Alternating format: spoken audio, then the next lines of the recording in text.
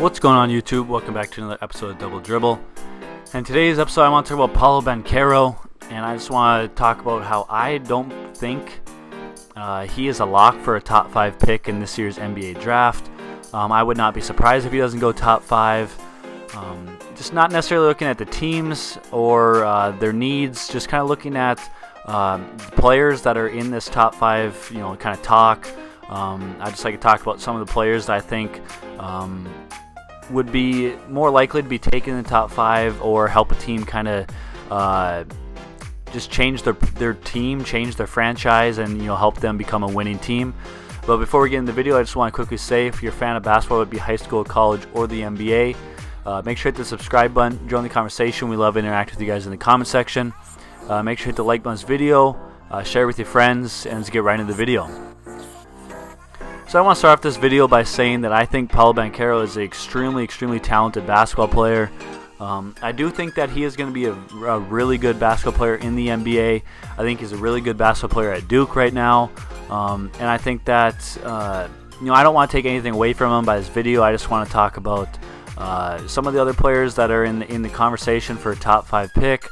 Talk about why I don't think he has that kind of it factor, I guess you could say, compared against some of these other players, and why I think maybe they're more suited for a team to kind of take a risk on and draft another player in order to try to turn the franchise around. So looking at Paolo Banchero, I guess one of the main things that I don't believe he will be or should or could not be or should be top 5 NBA draft pick is the fact that he doesn't really have that elite upside. He doesn't have that extremely high ceiling. I feel like he's already really good right now, and he's one of those players that you kind of know what you're going to get. He's not going to, it doesn't seem like he's going to get just extremely better once he gets in the NBA. Doesn't seem like there's a whole lot that's going to really continue to develop in his game, except for maybe shooting the 3-ball a little bit better.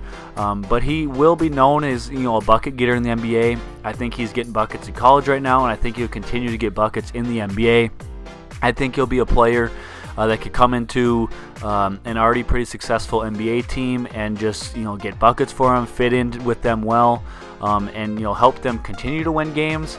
But I don't think he has that elite upside or the extremely high potential to be a player to kind of turn a franchise around and just continue to develop and just really like I said, turn a franchise around. I think there's a lot of other players that have extremely high ceilings, have the ability to to continue to develop their game and develop on making other players better around them, and kind of really changing a franchise around. I don't see Paolo Banchero having that upside. I see him as kind of just a bucket getter. That's kind of what it is.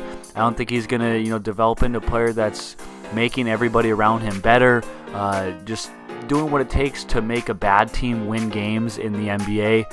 And that's just kind of my opinions right now. Like I said, I don't want to take anything away from him. I think he's an extremely talented player and that he will be good in the NBA.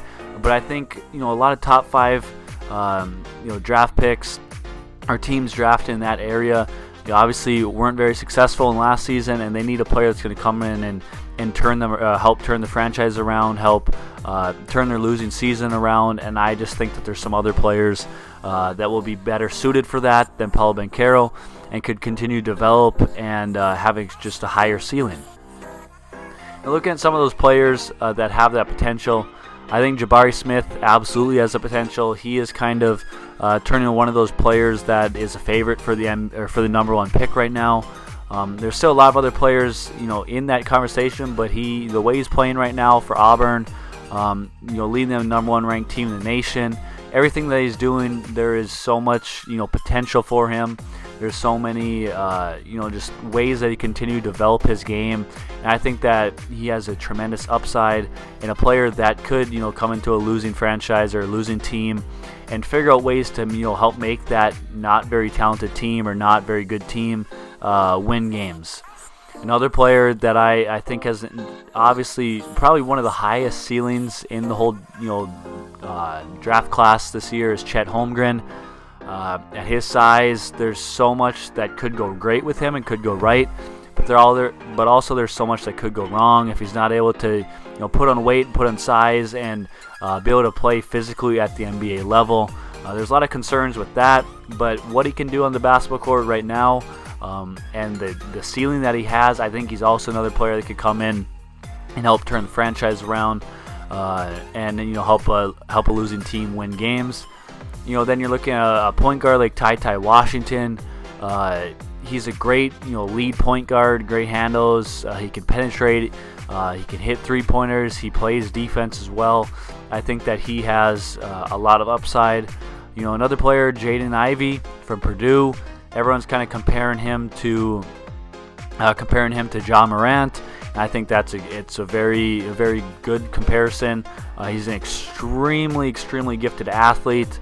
He runs the floor hard. He pushes the ball in transition. I mean, he does it on both ends. He's extremely good defensively, extremely good offensively. And I think that he's got an extremely high ceiling, kind of like Ja Morant. He's kind of emerging right now in the NBA, and I think that I kind of think that he has that ability and has an extremely high ceiling, kind of like Ja Morant did.